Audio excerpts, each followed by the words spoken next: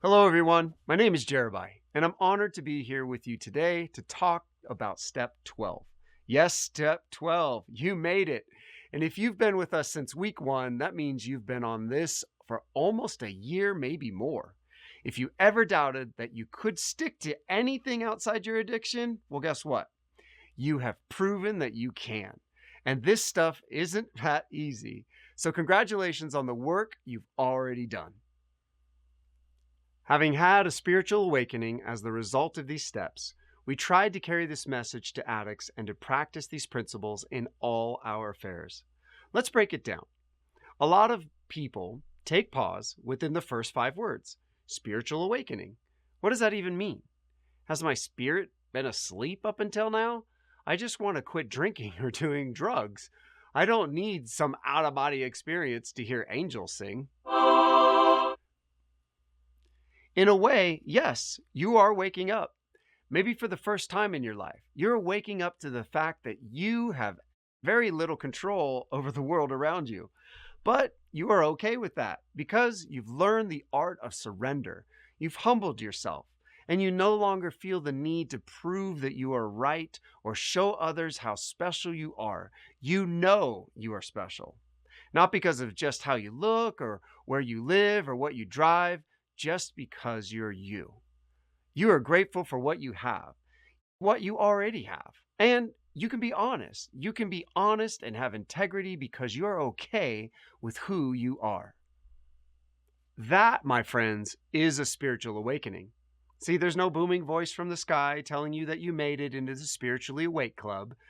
You don't gain the ability to levitate, though that would probably be pretty cool. You wake up spiritually by working the steps, and it happens gradually over time, one step at a time, one right decision at a time.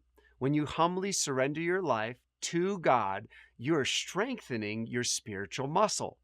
By the time you get to step 12, if you've diligently been working the steps and practicing humility, surrender, and gratitude, you have already had a spiritual awakening, even if you don't always get it right.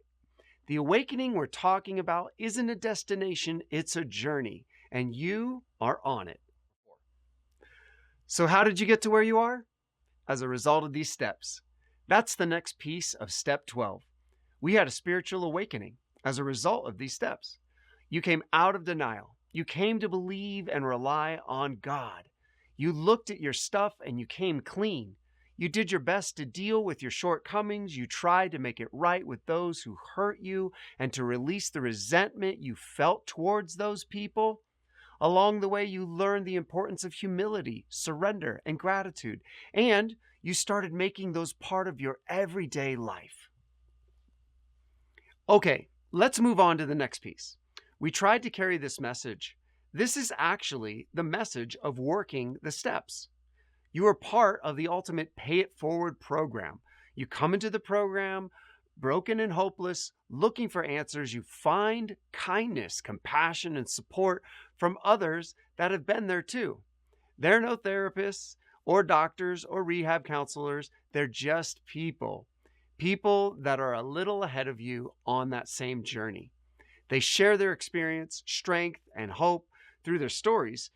And you find comfort in knowing that you're not alone. And there's hope because other people just like you have also found sobriety. Why would these people that you don't even know help you? Because someone helped them. That's how this works. That's what Step 12 is all about. You came into the program and you found people that care about you. They helped you work the steps and they supported you as you struggled to stay sober. You got to a point where you had some sustained sobriety and you began to feel your life completely change. You had hope again and you had a spiritual awakening. And now you're going to do the same thing for others that was done for you. You're going to pay it forward. And that person you help, they're going to help someone else someday. But how do you carry the message exactly? The beauty of this is that you don't actually need to do anything different than what you've already been doing. Stay sober, share your story, stay sober, share more of your story. Be an example of what sobriety looks like and how much it has changed your life. You are a walking billboard for the newcomer. That's all you need to do. Stay sober, keep working the program, and share with others what it has done for you. So just being there and sharing your story is all it really takes.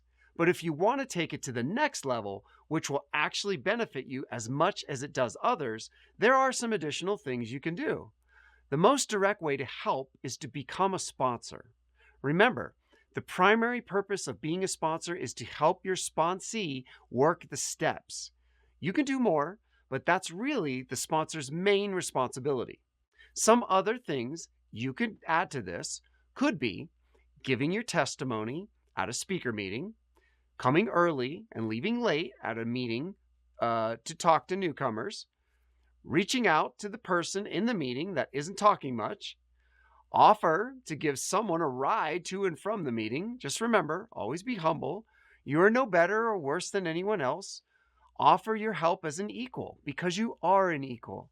You just happen to have started a little sooner than they did. The last piece of the step doesn't get as much attention as the first part, but it's actually the phrase that pulls the whole program together for us. Practice these principles in all our affairs. In all our affairs. That means not just at meetings, not just when we're talking to our sponsee, it's all the time. It's at home, it's at work, it's at the grocery store, it's while we're driving, it's everywhere, all the time. The 12 steps are not just a way to get sober, they're a way of life. What principles is it talking about? Well, all of them. But let's focus on 4 of the key ones. Number 1 is honesty. Honesty with ourselves and with others. Telling the truth even when it's not convenient. Refraining from the little white lies that seem harmless and doing the right thing when the store clerk gives us back too much change. Number 2 is patience. Being sober doesn't mean you automatically become a decent human. We still have to work on ourselves. Patience is an important one because it reminds us to have compassion for others.